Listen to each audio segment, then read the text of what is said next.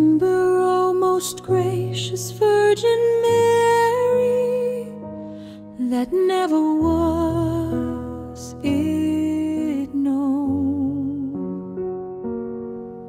that anyone who fled to your protection, implored your help, or sought your intercession, was left unaided.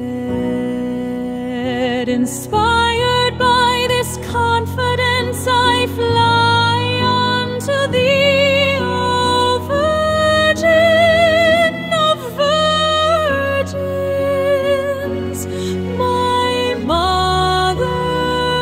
To thee do I come, before thee I stand, sinful and sorrowful. O Mother of the Word incarnate, despise not my petitions,